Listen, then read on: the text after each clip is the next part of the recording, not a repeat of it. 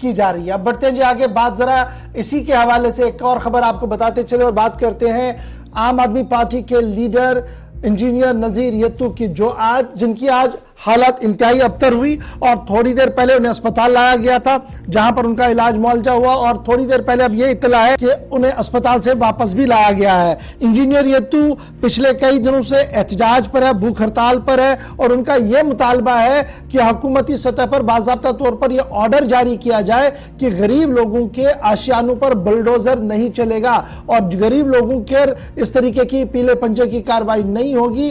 और इस सिलसिले में वो लगातार अपनी बात को मनवाने के लिए पहले श्रीनगर के अंदर प्रेस कॉलोनी के अंदर एहतजाज पर बैठे थे, रात देर के पुलिस ने वहां से हटाया तो आम आदमी पार्टी दफ्तर के बाहर धरने पर बैठे और आज जब उनकी हालत खराब हुई तो उन्हें अस्पताल थोड़ी देर पहले लिया गया है और अब खबर यह है कि अस्पताल में मुआयने के बाद इंजीनियर यत्तू को वहां से रुखसती दे दी गई है। अब वो वापस धरने की साइड पर जा रहे हैं, क्या कुछ कर रहे हैं इस पर भी गुफ्तगू करेंगे। और इस पूरे मामले के बीच सूबाई कमिश्नर ने भी आज एक दोबारा बात बताई है। पहले जरा वो बात आपको सुनाते हैं कि ड्यूकॉम कश्मीर ने इस पूरे मामले पर, ये जो अतिक्रमण वाला मामला है, जो बुलडोज वाला मामला है, ये जो पीले पंजे की कार्रवाई है, इसको लेकर क्या कुछ सवाल पूछे, किस तरीके से सवालों का जवाब दिया और क्या एश्योर करने की कोशिश वादी कश्मीर और सूबा कश्मीर के लोगों को की। पहले जरा हम सुनते हैं डिविजनल कमिश्नर साहब को और उसके साथ फैसल हमारे साथ ज्वाइन करेंगे मजीद अपडेट के लिए, लेकिन पहले जरा ड्यूकॉम को चलाइए। बिल्कुल कंप्लीट होंगे और जैसा आपने भी देखा होगा आपसे पहले जिस स्पीड से काम हो रहा था और भी इसमें तेजी से काम हो रहा है। नाइट में डबल शिफ्ट हो गई है। इनफैक्ट मैं देखता रहता हूँ कि कमिश्नर साहब भी खुद इसमें नाइट को राउंड लगाते हैं और व्हाट्सएप पे सारे मैसेजेस आते रहते हैं।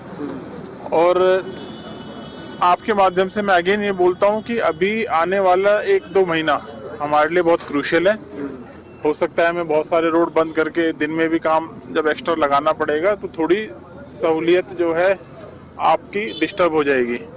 बस 1-2 महीने का वेट कीजिएगा, उसके बाद आपको इंशाल्लाह बहुत बढ़िया आपको ये देखने को मिलेगा। और ना केवल ये G20 की वजह से जो हमारे और जो तेज, देखिए जब हमने स्टार्ट किए थे प्रोजेक्ट, जब G20 नहीं था सामने, तो G20 होने से हमें ये फायदा हुआ है कि हमने और इसमें तेजी लाई है।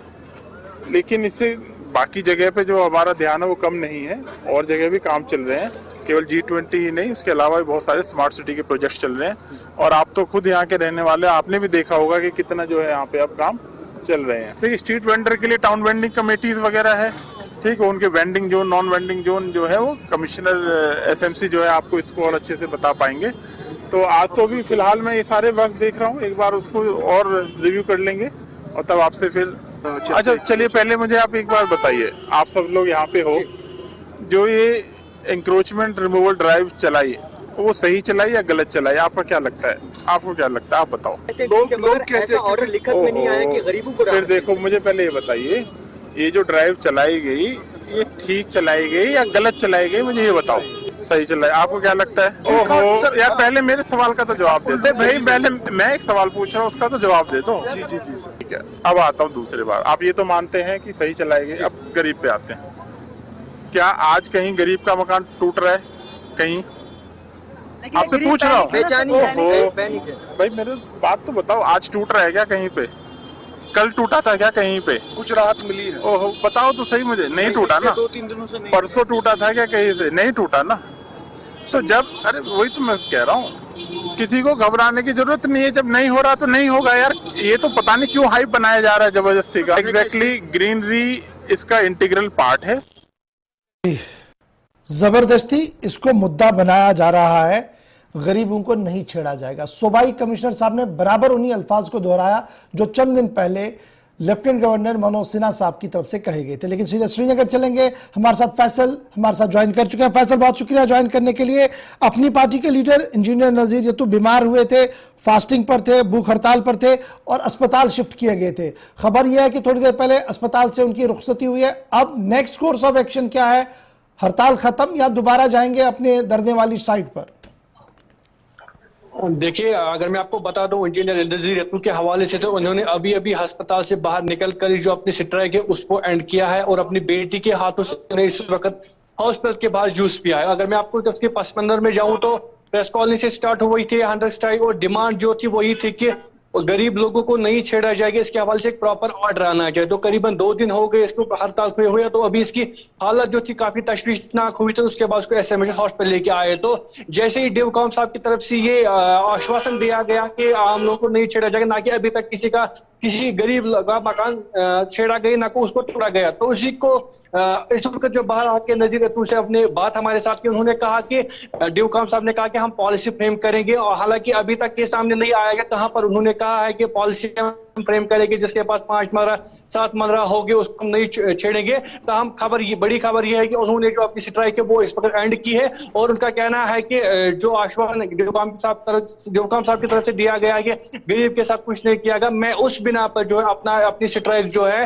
वो खत्म कर रहा हूं। ये एक मिनट फैसल, बड़ा इंपॉर्टेंट ये है, इससे पहले तो लेफ्टिनेंट गवर्नर साहब इस बात को कह चुके थे। ये बात तो हम परसों भी उन्हें बता रहे थे, जब वो जा रहे थे कहा था कि एलजी साहब ने मुझे रिटन एश्योरेंस चाहिए कि ऐसा नहीं होगा।